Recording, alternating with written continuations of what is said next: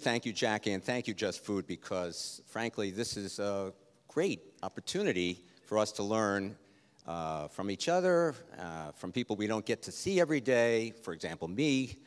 I know a lot of people here. I'm really pleased to call many folks here colleagues. I'm excited to see all the new energy that's here. And I'm actually looking at one of the founders of Just Food right now, who I just noticed sitting there in the middle, Joan Gussow. For those who don't know Joan Gussow or of her, she is an emeritus professor at Columbia Teachers College of Nutrition Education, which is one of those institutions that I have to say was and is a leader institutionally in introducing these kinds of thinking into the mainstream. Talking now about a conference that Joan and I were talking about earlier, in which back in the 70s, we had folks like you sitting at Columbia, organic farmers who hadn't probably ever been to New York, and folks at Columbia who'd never seen them, all talking about the exciting things that we thought might happen, you know, if we started talking and working together. And I have to say, Joan, as the chair of the department at that time, of course, welcomed this, which said a lot about what she thought nutrition education was. And if you read her books, The Feeding Web and many others, you'll see that we have a thinker here who is still thinking and is still with us and is here herself today. So I just urge you, if you have a chance to talk to one of the stars of our history as a movement, which began a ways back, and I want to mention a little bit about that, please take up this opportunity because she's here with you. So listen, I know you sometimes go to conferences where there are these strange developments where people say, let's stretch and take a moment, and because we're all tight. I don't want to do that, but I do, because I like to know who I'm talking to, want you to stretch your arms. Rural or urban, I want to see, because we're talking about agriculture, and there you are. That's great. That's really great to see. Another question, how many of you are actually employed right now? I see a lot of hands. That's great. Now, if those of you are willing to say, how many of you are unemployed right now? Just curious. We're in an economy, hopefully a rebirth. How many of you are looking for jobs right now? Wow. Including those of you who are employed, right? I love it. All right. So that's good. That's interesting. There's something about the job that you're in, right? Also, how many of you are in college right now? Anybody? Lots. Yeah, quite a bit. Anyone in high school? This is a high school, you know. All right. Okay. I'm not going to say elementary school. It's supposed to be on vacation, right? Another question, seasonality. Does anyone know what season it is right now? It's maple season, folks. And why should you know that? Do you know how much is going on up there? Apparently, we are now increased 50% over last year. That is to say, the maple crop has gone up by 50% to something like 360,000 gallons, which is the result of boiling down 40 gallons of sap to make 1 gallon of syrup, which means that 15 million gallons of sap are flowing from the trees into buckets, the old-fashioned way, or tubes, the new-fashioned way. And a lot of people, including dairy farmers, are actively engaged in boiling it down. So this is a little bit of an ad. If you want to experience agriculture now, when a lot of people think it's asleep, which it isn't, go on up there to the Catskills. This weekend, if you can spare it, or next weekend, because you get enveloped in the whole cloud of wonderful steam that has a maple flavor, and you'll love it. And the farmers will be happy for you that you're learning something new, and you'll be happy that you did. You might call that agritourism. Don't be ashamed to admit it. You're a tourist, and you're going to go up there, hopefully, and stay over, spend a little money on a B&B or a restaurant, and really get into it. Really, this is part of what we all need to do. I have to say, I mean, there's so much that can be said here, and I'd love to be able to talk for a long time. I like to talk about transformative moments, Jackie was talking about that. I'd like to talk about, some of the challenges, and I will. I mean, this issue of going on up and getting into it, that is a need. And where we are, it seems to me, is that we're about 35 years into a movement. Why 35 years? Now, when was that? The 70s? I talked about Joan Gussow in that conference. I think many of you weren't born yet. I mean, I can't believe I'm old, as they say, comparatively. But it was about 37 years ago that I was privileged to open the gate to the first Greenmarket at 59th Street and 2nd Avenue. And that was a transformative moment. It was a little bit like, you might say, the Golden Spike in a different way. I mean, that was a transformative moment, maybe not so much for the good, for some of our points of view, because it made us a nation from the point of view of distribution. So that broccoli from California came through on the railroads, right? Transformative moment of what? Of a linkage between parts of us.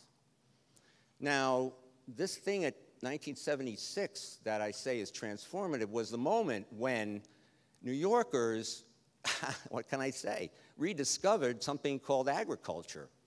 And farmers rediscovered something called New Yorkers or consumers. And I have to say, not just in New York, but this was happening, as you probably know, historically in California, in San Francisco, where it actually began earlier, and in other cities where some crazy people thought that there might be some good thing to do here to cause this kind of chemical reaction. So what I mean about it is that there was a profound change that began that day.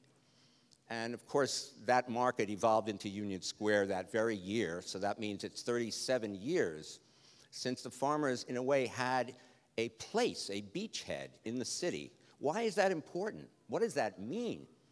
It means that the public space, our space, was made available to people from outside the city who are food producers, who needed a place if they were going to survive as producers, small producers, especially in those days when inflation was really making it impossible for them to earn a sufficient living from selling wholesale. This was public space. We're talking about public issues, public policy, public infrastructure, the public dimension. Why am I in government? Because I believe that government is a powerful force for good. It is not a distant, hopelessly lost and threatening entity that, as Zaid said, and I understand it, appears on your doorstep uninvited. Actually, there's many examples, and I want to say that where we are right now, and I don't know how much time I have left, 2 minutes. What I want to say is that the process that began that day, which also began for me, by the way, even earlier in another transformative moment at the Brooklyn Botanic Garden, so I could say I was a farmer at the age of 8. What was that transformative moment? I pulled a carrot out of the ground. That was my transformative moment. We all know what that means for a child, for a kid, for a youth, for a teenager, for any of us to pull a carrot out of the ground. Isn't that a miracle? Zaid does it all the time. But it is a miracle. It's a transformative moment. It's nature at work, and we're working with nature. So as an ecological planner, that's the kind of planning I like to see, where it's with nature. Point is that over these years, from the 70s on, as a result of a lot of people, the people in the communities, the people in government, and people at all levels of government, I have to say now, are really part of this movement. Maybe you don't realize it because you're not in government, but you need to believe it because there are people, while there are policies that are still more or less the same as they always were, that are driven by profit, big profit, there are also policies that have been enacted which have given rise to a lot of the movement that we see, the Community Food Program of USDA, the WIC Farmers Market program of USDA. The food stamp wireless approach of USDA and New York State and other states. I could go along, further with this. At this very stage, one of the candidates for mayor unveiled a couple of years back a plan, a holistic, systemic plan for the vision of a food system for New York City. This place was jammed. You may not have been here, but I'm telling you, it happened right here with the Cornell folks from upstairs with their hydroponic operations.